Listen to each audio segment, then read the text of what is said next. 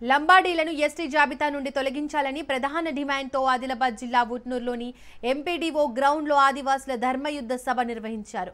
ఆదివాసుల సభకు వేలాది మంది ఆదివాసీ నాయకులు ఆదివాసులు తరలివచ్చారు. లంబాడాలను ఎస్టీ జాబితా నుండి తొలగించాలని డిమాండ్ చేస్తున్నారు. ఆదివాసీ 9 తెగలు తరలి రావాలని తుడుం దెబ్బ పిలుపునిచ్చింది.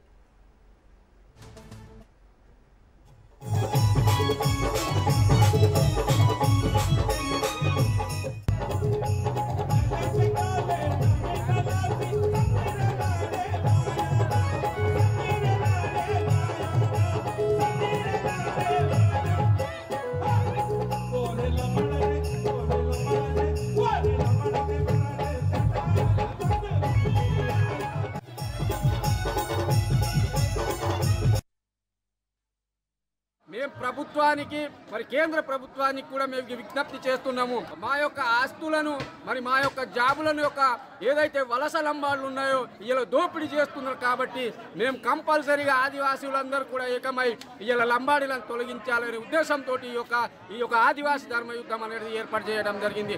అయ్యా ప్రభుత్వం ఉన్నటువంటి ముఖ్యమంత్రి కానీ కేంద్రంలో ఉన్నటువంటి ప్రధానమంత్రులు కూడా ఏదైతే చట్టబద్ధత లేని లంబాడలను మరి మా యొక్క అన్యాయంగా మమ్మల్ని మా యొక్క లంబాడల జాతులను ఇలా ఏదైతే బంజారీ జాతి ఉందో ఆ యొక్క బంజారులను మా యొక్క ఎస్టీల జాబితాలో మరి దానికి చట్టబద్ధత లేని వాళ్ళని మా దగ్గర కల్పించడం జరిగింది. కాబట్టి ఈరోజు మా యొక్క న్యాయమైన డిమాండ్ మావా నాటే మావా రాజ్ అనే విధంగా ఈరోజు మరి ఆదివాసీ ధర్మయుద్ధం పకంగా ఈరోజు మరి తుడుం మోగించడం జరిగింది. కాబట్టి మేము విజ్ఞప్తి చేస్తున్నాం. మేము ఒకటే డిమాండ్ చేస్తున్నాం, రాష్ట్ర ప్రభుత్వానికి కేంద్ర ప్రభుత్వానికి డెడ్ లైన్ విధిస్తున్నాం. ఒకవేళ ఈ యొక్క ధర్మయుద్ధం ద్వారా మీ యొక్క సమస్య మా యొక్క లంబోడాలను ఎట్లయితే కలిపి తొలగించకపోతే రాష్ట్రం మొత్తంలో ఇలా ఎక్కడైతే రాజధాని ఉందో రాజధానిలో కూడా మేము ధర్నాలు చేయడానికి కూడా బహిరంగ సభ చేయడానికి కూడా వెనుకాడమని విజ్ఞప్తి చేస్తున్నాం. కాబట్టి అయ్యా ఏదైతే మా యొక్క జాబులను ఏదైతే మా యొక్క వనరులను మేము మా యొక్క హక్కులను అడుగుతున్నాము. మేము పుట్టుకతోటి ఆదివాసులం. అడవి ఎక్కడుండో అక్కడ ఆదివాసులు ఉంటారు. అడవి ఉన్న జాగాలని ఆదివాసులు ఉంటారు. కాబట్టి మేము ఈ నినాదంతో ఇలా ఈ యొక్క ఆదిలాబాద్ జిల్లా నుంచే మేము ఇలా తుడుం మోగించడం జరిగింది ధర్మయుద్ధం. లంబాడీలను ఎస్టీ జాబితా నుంచి తొలగించాలని ఏకైక డిమాండ్ తోటి ఈరోజు భారీ బహిరంగ సభ ఏర్పాటు చేసినాం. 9 తెగల ఆదివాసులు అక్క చెల్లెలు అన్నదమ్ములు అందరూ దాదాపుగా వేల మంది ఈరోజు ఎంపీడీఓ గ్రౌండ్కు ఉట్నూరులో రావడం జరిగింది. కేంద్ర రాష్ట్రం కానీ రాష్ట్ర ప్రభుత్వాన్ని ఒకటే డిమాండ్ చేస్తున్నాం. ఆనాడు ఏదైతే 1976లో దొడ్డిదారిన వలస లంబాడాలు ఎస్టీ జాబితాలోకి వచ్చారు. ఆల్రెడీ మేము సుప్రీంకోర్టులో కేసు వేయడం కూడా జరిగింది. సుప్రీంకోర్టు కూడా మాకు అనుకూలంగానే లంబాడీలు ఎప్పుడూ ఎస్టీ జాబితాలో వచ్చారు అని చెప్పేసి మీ దగ్గర ఏమైనా డాక్యుమెంట్ ఉంటే మాకు పంపాలని చెప్పేసి ఆల్రెడీ నోటీస్ కూడా పంపడం జరిగింది. కానీ ఇక్కడ కేవలం తెలంగాణ రాష్ట్రంలో ఇటు ఛత్తీస్గఢ్ కానీ అటు మహారాష్ట్ర కానీ అలాగే అటు ఒడిశా ప్రాంతం కానీ ఇటు ఆంధ్రప్రదేశ్ కానీ ఇక్కడ ఎస్టీగా చలామణి అవుతున్నారు. కాబట్టి ఇక్కడ వేల మంది లంబాడీలు ఇలా వలస వచ్చారు. కాబట్టి ఈ గవర్నమెంట్ ని మేము ఒకవేళ మాది గిట ప్రూఫ్ సుప్రీంకోర్టు పంపిస్తే మిమ్మల్ని గవర్నమెంట్ పడగొడతామని చెప్పేసి మేము వేల ఓటు బ్యాంక్ తోటి మిమ్మల్ని ఇది చేస్తారని చెప్పేసి వాళ్ళు గవర్నమెంట్ ని బెదిరిస్తున్నారు తప్ప నిజంగా ఈ గవర్నమెంట్ కానీ కేంద్ర గవర్నమెంట్ కానీ యానాది ఏరుకుల లంబాడ కులాలను దొడ్డిదారుల ఎస్టీలో చేర్చారని చెప్పేసి మేము దాదాపుగా 76 నుంచి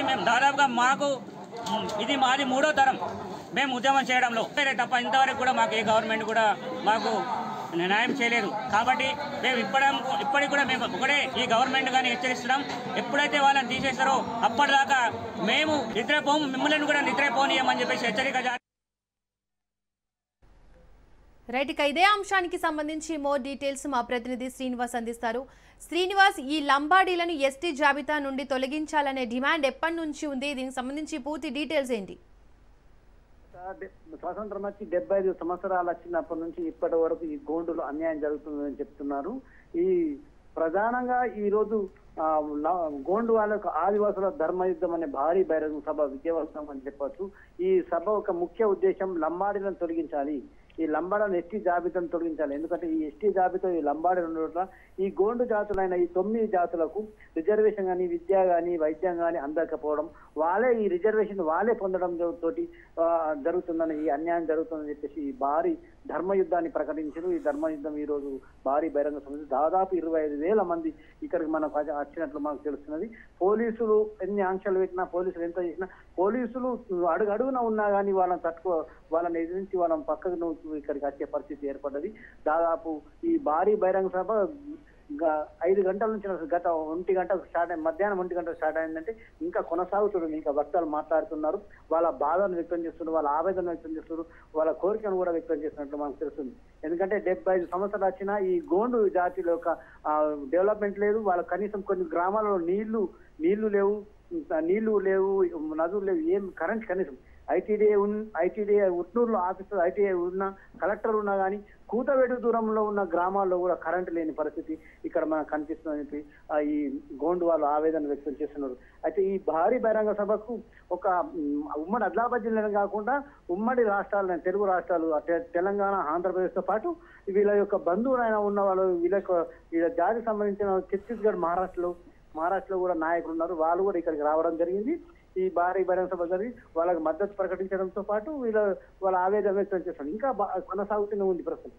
ఈ 9 జాతులైన గోండు, కోయ, నాకపోర్, పర్జన, కోలం, అండ, తోట, కొండారెడ్డి, చెంచు ఈ జాతులకు న్యాయం జరగాలని చెప్పేసి ఈ వక్తలు అయితే మనం వ్యక్తం చేస్తున్నారు. వీళ్ళు ముక్తఖండంతో ఒకటే డిమాండ్ చేశారు.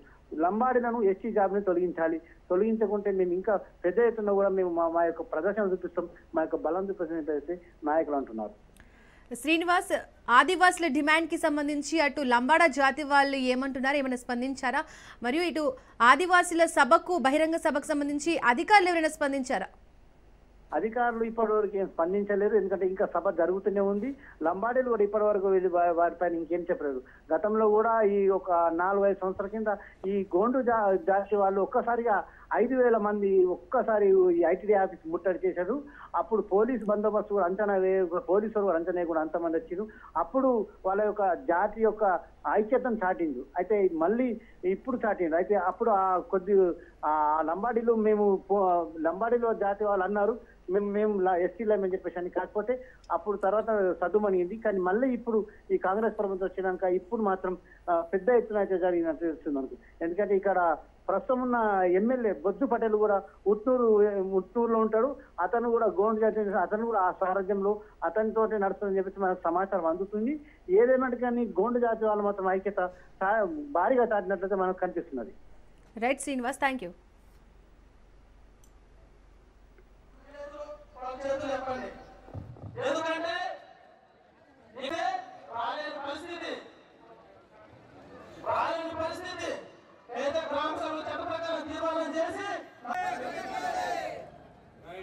థ్యాంక్ యూ, ధన్యవాదాలు.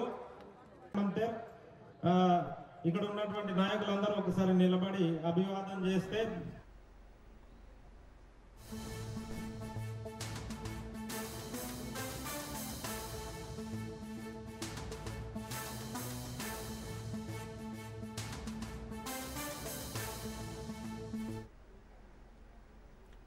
ఫోటో వివాదంపై బ్రహ్మానందం స్పందించారు. తనను తప్పుగా అర్థం చేసుకున్నారంటూ ఎర్రబెల్లి అభిమానులకు చెప్పుకొచ్చారు. నటుడు మోహన్ బాబు నవంబర్ 22తో సినీ ఇండస్ట్రీలో 50 ఏళ్లు పూర్తి చేశారు. 1975లో విడుదలైన స్వర్గం నరకం చిత్రంతో తెరంగేట్రం చేసి ఈ హీరోగా, విలన్ గా, క్యారెక్టర్ ఆర్టిస్ట్ గా, కమేడియన్ గా అనేక పాత్రల్లో నటించి ప్రేక్షకులను అలరించారు. దీంతో MB50 పేరుతో హైదరాబాద్ లో వేడుకలు నిర్వహించారు. అయితే ఆ కార్యక్రమంలో ఊహించని ఘటన చోటు చేసుకుంది. ఈవెంట్ కు వచ్చే సమయంలో మాజీ మంత్రి ఎర్రబెల్లి దయాకర్ రావు బ్రహ్మానందంను అన్న ఒక్క ఫోటో అంటూ ఆపే ప్రయత్నం చేశారు. అప్పుడు బ్రహ్మి అబ్బే అనుకుంటూ ఆయన చేయిని పక్కకు నెట్టి ముందుకు వెళ్లారు. ఆ దృశ్యం నెట్టింట వైరల్ గా మారింది. కామెడీ కింగ్ బ్రహ్మానందం తీరుపై నెటిజన్లు మండిపడుతున్నారు.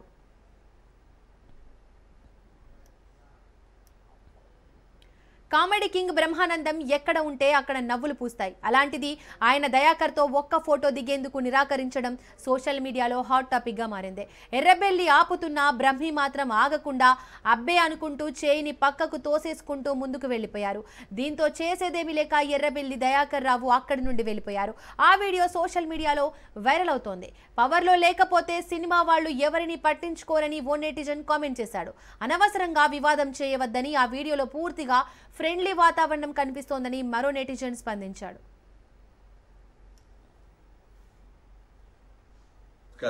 ఇవాళ పొద్దున్నే నిద్ర లేవగానే ఒక వీడియో చూసుకుని నవ్వుకున్నాను. నేను నిన్న మోహన్ బాబు గారి ఫంక్షన్కి వెళ్ళేటప్పుడు లేట్ అయిందని కొంచెం హడావుడిగా వెళ్తున్నాను. అంతలోకే దయాన్ని ఎదురయ్యాడు. ఏదో పిచ్చపాటి మాట్లాడుకున్న తర్వాత రాన్న ఫోటో తీసుకుందాం అంటే వద్దండి ఫోటో వద్దే అని చెప్పేసి నేను చకచక లోపలికి వెళ్ళిపోయాను.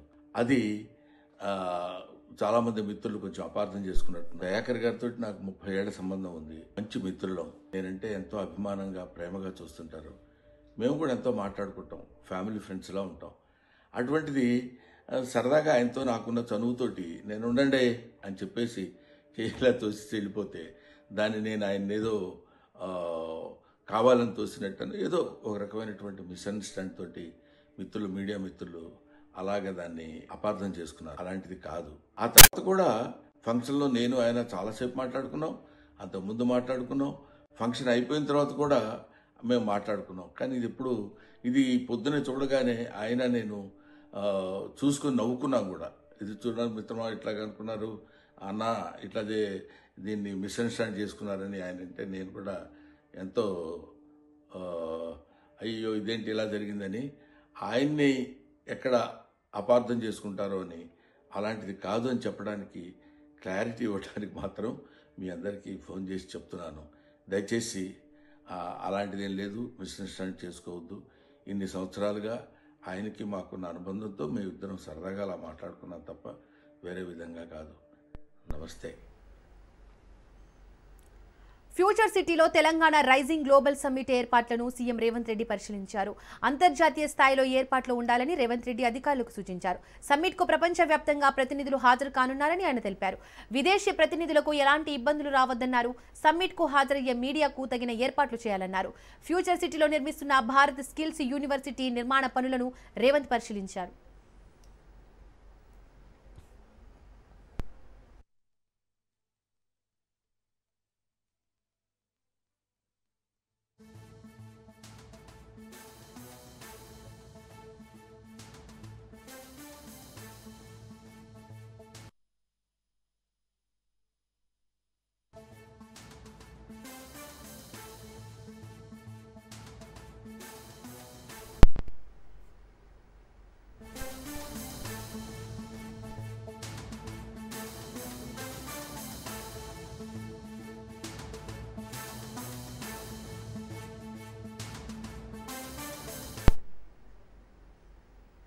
సూర్యాపేట జిల్లాలో దారుణం చోటు చేసుకుంది. మునగాల మండలం బరాకత్గూడెంలో పొలం పంచాయతీలో కూతురు, అల్లుడు, 2 మనవరాళ్లపై హత్యాయత్నానికి దిగారు తల్లి కొడుకు.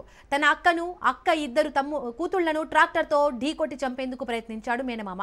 ట్రాక్టర్తో వరికోత మిషన్ను ఢీకొట్టి డ్రైవర్ను హత్య చేసేందుకు యత్నించాడు. పెట్రోల్ బాటిల్తో వరికోత మిషన్ తగలబెడతానంటూ మహిళ వీరంగం సృష్టించింది. కేసు నమోదు చేసుకున్న పోలీసులు దర్యాప్తు చేస్తున్నారు. తమకు రక్షణ కల్పించాలంటూ సూర్యాపేట జిల్లా ఎస్పీని కోరారు బాధితులు.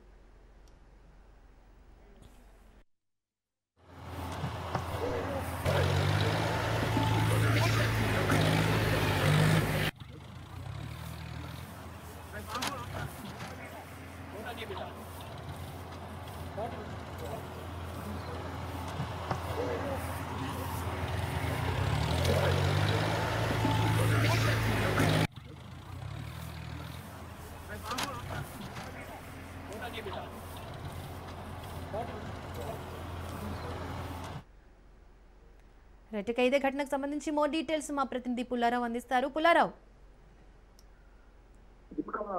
ధనం ముందు రక్త అయిపోతున్న పరిస్థితులు ప్రభుత్వం నెలకొన్నాయని చెప్పవచ్చు. సో డబ్బు కోసం అని చెప్పేసి తోబుట్టువులను కూడా అదే విధంగా కుటుంబ సభ్యులను కూడా అచ్చదీసేందుకు కూడా అనేక రకమైనటువంటి విషయాలు కూడా వెలుగు చూసిన నేపథ్యం అయితే ఉంది. సో ఈ విధంగా కోపసించింది సూర్యాపేట జిల్లాలో జరిగినటువంటి ఈ రోజు ఘటన. సూర్యాపేట జిల్లా మునగాల మండలం బరాకత్ గూడెంలో ఈ యొక్క ఘటన అనేది చోటు చేసుకుంటుంది. కోదల్లో ఉంటున్నటువంటి జ్యోతి, తన భర్తైనటువంటి రామిరెడ్డి, అదేవిధంగా 2 కూతుళ్లతో కలిసేసి బరాకత్ గూడెంలో ఉన్నటువంటి తన పొలం వద్దకు ఈ రోజు పొలం కోసేందుకు రావడం జరిగింది. వరికోత మిషన్ తో పొలం కోస్తున్న సమయంలోనే జ్యోతి సోదరుడు అయినటువంటి ఉపేందర్ రెడ్డి, అదేవిధంగా తల్లి అయినటువంటి కళావతి ఇద్దరు కూడా ఆ యొక్క ప్రదేశానికి చేరుకొని జ్యోతి అదేవిధంగా జ్యోతి భర్త పిల్లలతో కూడా గొడవ పడవ నేపథ్యం అయితే ఉంది. అంటే వీళ్ళకి సంబంధించి ఏదో ఆర్థిక సంబంధించిన తగవులు ఉన్నాయి. దీనికి సంబంధించి పెద్ద మనుషుల మధ్య కూడా ఈ యొక్క వివాదం అనేది చేరింది. ఆ పెద్ద మనుషుల కూడా సమక్షంలో ఈ వివాదం పరిష్కరించుకోవాలని చూశారు. కానీ ఇప్పటివరకు కూడా ఆ పరిష్కారం లభించకపోవడం, ఈ రోజు వరికోత కోసేందుకని చెప్పి తన సోదరి జ్యోతి రావడంతో ఉపేందర్ రెడ్డి అదేవిధంగా తల్లి కళావతితో ఆ ప్రదేశంలో చేరుకుని ఆ సోదరితో గొడవ పడ్డము.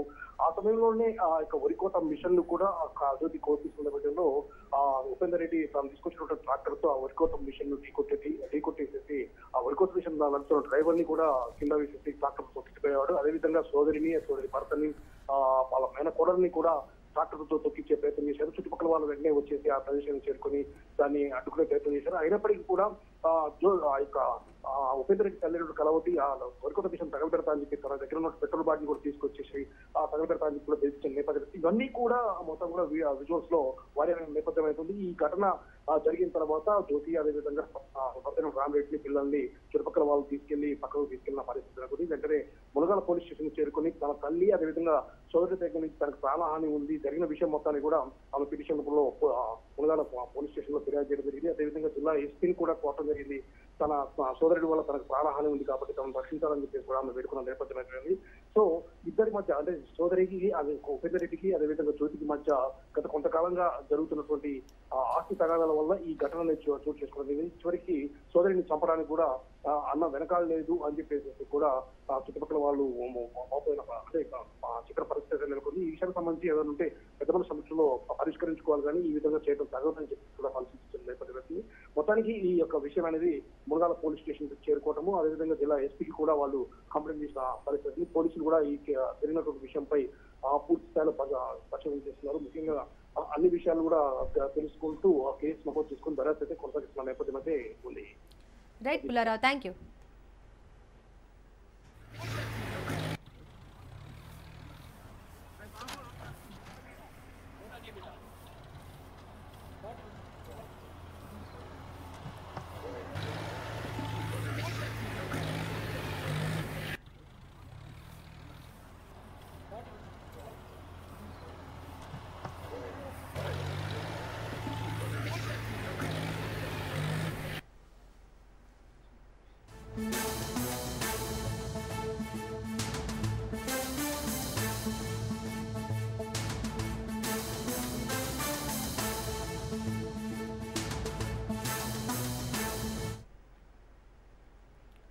హైదరాబాద్లో తీవ్ర విషాదం చోటు చేసుకుంది. ఓ ఇంట్లో గ్యాస్ సిలిండర్ పేలి మహిళ మృతి చెందడం కలకలం రేపింది. మధురానగర్ పిఎస్ పరిధిలోని కమాన్ గల్లీలో ఓ భవనం ఉంది. దాని మొదటి అంతస్తులోని ఇంట్లో ఒక్కసారిగా గ్యాస్ సిలిండర్ పేలింది. ఈ ప్రమాదంలో సోనుబాయి అనే మహిళ ప్రాణాలు కోల్పోయింది. ఆమె తల్లిదండ్రులు గోపాల్ సింగ్, లలితాబాయికి తీవ్రంగా గాయాలయ్యాయి. అక్కడున్న వాళ్లు గాయపడ్డ వారిని గాంధీ ఆసుపత్రికి తరలించారు. సమాచారం మేరకు ఘటనా స్థలానికి చేరుకున్న అగ్నిమాపక సిబ్బంది మంటలు ఆర్పేశారు.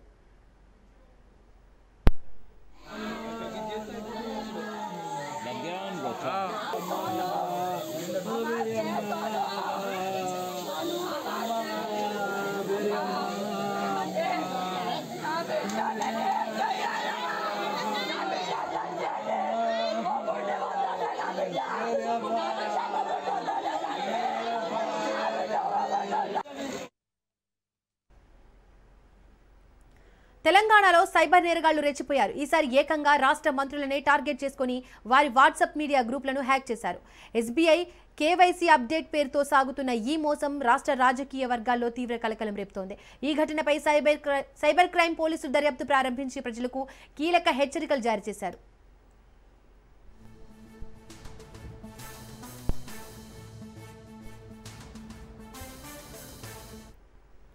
హ్యాకర్లు అత్యంత పకడ్బందీగా ఈ దాడికి పాల్పడ్డారు.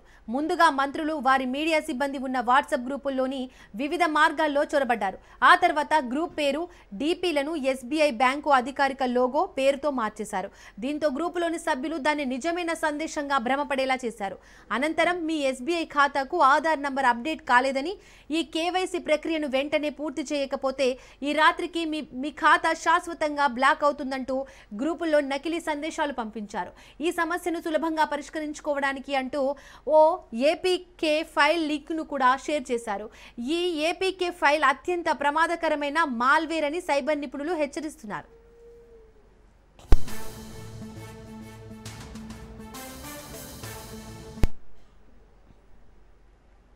బెంగళూరులో ఒకే వేదికపై కనిపించారు వైఎస్ జగన్, కేటీఆర్. బెంగళూరులో నిర్వహించిన అంతర్జాతీయ ఈక్వెస్ట్రియన్ ముగింపు వేడుకల్లో ముఖ్య అతిథులుగా హాజరయ్యారు ఇరువురు నేతలు. వైఎస్ జగన్ తో గ్రేట్ మీటింగ్ అంటూ ఎక్స్లో ట్వీట్ చేశారు బీఆర్ఎస్ వర్కింగ్ ప్రెసిడెంట్ కేటీఆర్.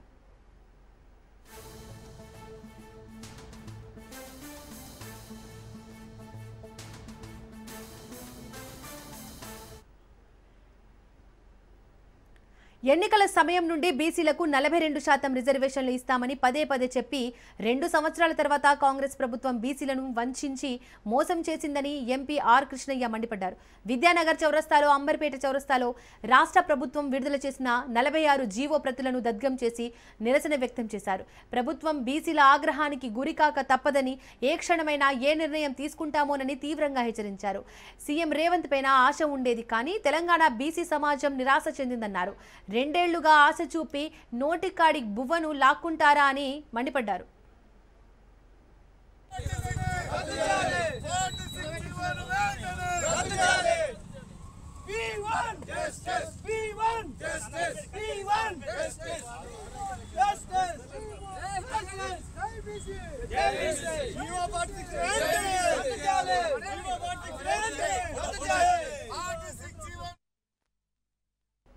భగవాన్ శ్రీ సత్యసాయి బాబా శత జయంతి ఈ సందర్భంగా వైసీపీ అధినేత జగన్ భక్తులందరికీ శుభాకాంక్షలు తెలిపారు.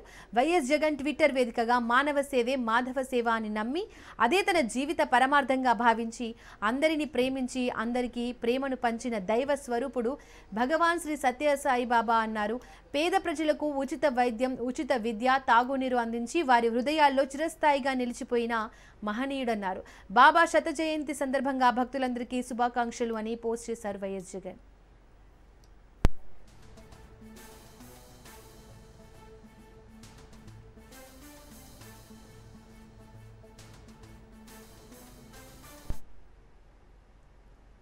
ప్రజాశాంతి పార్టీ అధినేత కేఏ పాల్ సంచలన వ్యాఖ్యలు చేశారు. పుట్టపర్తి సాయిబాబాకు 1,00,000 కోట్లు వచ్చాయని, గతంలో కొన్ని రాజకీయ పార్టీలు వేధించాయని కేఏ పాల్ విమర్శించారు. ఎన్నో లేనిపోని ఆరోపణలు చేసి సత్యసాయిని ఇబ్బందులకు గురి చేశారని అన్నారు. ప్రస్తుతం సత్యసాయి సేవా కార్యక్రమాలు నిలిచిపోయాయని కేఏ పాల్ ఆరోపించారు. పుట్టపర్తి సత్యసాయిబాబు గారు పుట్టి 100 సంవత్సరాలు అయింది. ఘనంగా వేడుకలు జరుపుకుంటున్నారు. ప్రధానమంత్రిని, ముఖ్యమంత్రుల్ని, మంత్రుల్ని పిలిపించి 1999లో ఇదే ఒక రాజకీయ నాయకుడు, ఆయన ఆస్తులు 1,00,000 కోట్లు దాటాయని, 1,000 కోట్లు డొనేషన్లు వచ్చాయని, డబ్బులు ఇవ్వనందుకు ఆయన చేస్తున్న సేవా కార్యక్రమాలను మూసేసి, ఇప్పుడు కూడా మీరు గూగుల్ చేయండి సత్యసాయి అక్యూజేషన్స్ అని, ఎన్నో లేనిపోయిన ఎన్నో ఆరోపణలు ఆయన మీద పెట్టి అంత కష్టం ఇచ్చి మనస్సుకు శాంతి లేకుండా చేశారు ఈ రాజకీయ నాయకులే. బ్రతికున్నప్పుడు, లేదంటే ఇప్పుడు వరకు ఆయన బ్రతికే ఉన్నాం. శాంతి లేకుండా ఆయనను రాజకీయంగా వాడుకొని డబ్బులు దోచుకోవడానికి ఎంతో ప్రయత్నిస్తూ నేను తీవ్రంగా ఖండించి, పుట్టపర్తి సత్యసాయిబాబా గారి సేవల్ని ఎవరైనా టచ్ చేశారా సహించేది లేదని నేను ఆ రోజే ఖండించాను. ఆయన ఎంతో అప్రిషియేట్ చేశారు. అలాంటిది ఈరోజు ఉన్నవారు సేవలై, నిన్నే ఒక డాక్టర్ గారు, పుట్టపర్తిలో ఉన్న మెడికల్ డాక్టర్ గారు, సార్ ఒక పబ్లిక్ ఇంట్రెస్ట్ లిటిగేషన్ వేయండి, సేవలన్నీ ఆగిపోయి ఏదో అడప తడప తప్ప 200 కోట్లు క్యాష్ వస్తుంది, 10,000 కోట్లు బ్యాంకులో ఉంది, రాజకీయ నాయకుల్ని రప్పించడానికి ఇంత ఖర్చులు పెడుతున్నారే తప్ప ఐశ్వర్యరాయ్ లాంటి వారిని సేవలన్నీ మానేశారు, ఏదో మరలా సేవలు చెయ్యాలి అన్న ఉద్దేశంతో మీరొక్కరే ప్రశ్నించగలరు. వీళ్ళందరూ వచ్చి పూజలు చేస్తున్నారు కానీ ఒక్కరైనా ప్రశ్నించారా? అన్నమయ్య జిల్లా రైల్వే కోడూరులో TDP incharge Mukka Roopanandareddy foundation ఆధ్వర్యంలో తిరుపతి అరవింద్ హాస్పిటల్ సౌజన్యంతో మెగా ఉచిత కంటి వైద్య శిబిరం నిర్వహించారు. ఉచిత కంటి వైద్య శిబిరానికి మంచి స్పందన లభించిందని రూపానందరెడ్డి తెలిపారు. రైల్వే కోడూరు నియోజకవర్గంలో కంటి సమస్యతో బాధపడుతున్న వారంటూ లేరంటూ చేయాలన్నదే నా ఆశయమని ఆయన అన్నారు. ఆపరేషన్ అవసరమైతే వారిని తిరుపతికి తీసుకువెళ్లి చేయిస్తామని ఆయన తెలిపారు. ఇప్పటి వరకు నిర్వహించిన ఉచిత కంటి వైద్య శిబిరాల ద్వారా 2500 మందికి పైగా ఆపరేషన్ చేయించామని టీడీపీ ఇన్ఛార్జ్ రూపానందరెడ్డి తెలిపారు.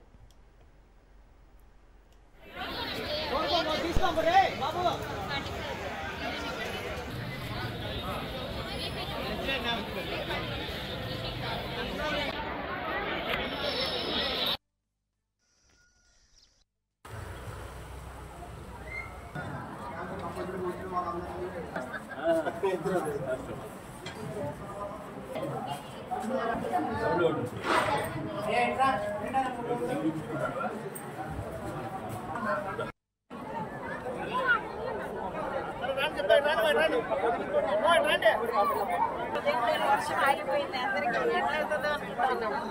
వర్షం ఏం చేస్తుందని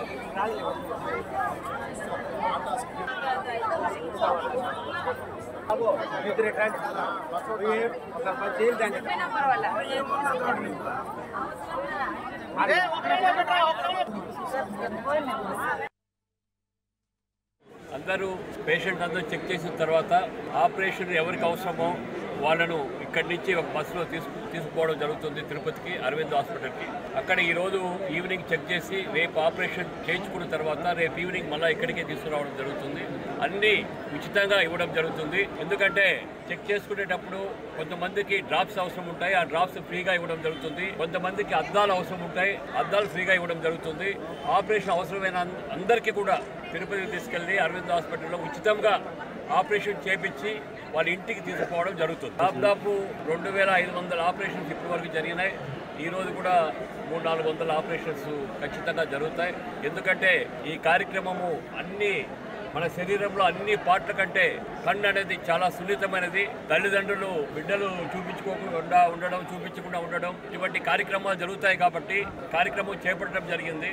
ఇది చాలా సంతోషంగా ఉంది నాకు చాలా. ఎందుకంటే నాకు 10 కోట్లు వచ్చేదానికంటే ఈ ఆపరేషన్ చేపిస్తే అంత సాటిస్ఫాక్షన్ ఉంటుంది. ఎందుకంటే పేదవాళ్లకు, కన్ను చూపు లేని వాళ్లకు కన్ను కనిపించే విధంగా మనం ఆపరేషన్ చేపించామనే సంతృప్తి నాలో ఉంటుంది.